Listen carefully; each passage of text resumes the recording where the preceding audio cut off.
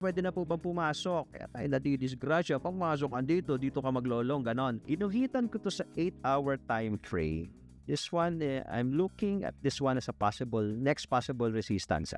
Kita nyo itong green candle na yan, yung the last green candle tapos sunod-sunod na red. So most likely, pwedeng i-revisit po ito. Tawag nila dyan, imbalance. O para sa mas madali na lang, resistance. Ano natin pahirapan? O resistance yan. So that's around 105, 106 area. Alright, so in the immediate short term. So ngayon, si Bitcoin sa 8-hour time frame, kung makikita nyo, okay, parang gusto niyang tamaan to. Bababa ka ngayon sa lower time frame. Paano ka ngayon sasakay dyan? Pwede ka maghanap ulit ng breakout. Okay. Di mo nasakyan itong breakout na to, okay lang. Hanap ka ulit. Lower time frame, 1-hour time frame, buwapa pa ulit. Tayo mo ulit yung breakout. Similar dito, ulit yung gagawin mo dyan. Kasi bakit? May upside ka pa eh.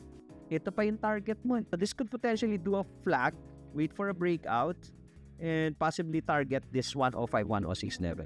So ngayon, para hindi ka naiipit, para hindi ka lagi naiipit, pre, antayin mo mag-breakout. Kung walang breakout, wala tayong sok pa dyan.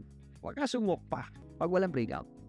Wait for it to break out. Alright, immediate resistance sa 1-hour time frame. Look at this red candle bago umakyat. Okay, pwede ito balikan. Yung area po yan. So, pwede dyan bumalik. Pag bumalik yan dito, this is a support. What you need to see, again, para balik ka sa lower time frame, pag umabot po yan dyan, ka dito, maghanap ka na, buy signal. Uy, wait sides pala dun sa pivot line natin. So, dyan.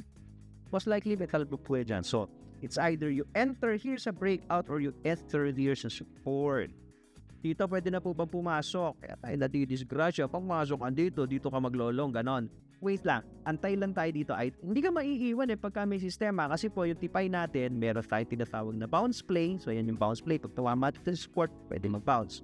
Yan, breakout play. Meron din tayong continuation play.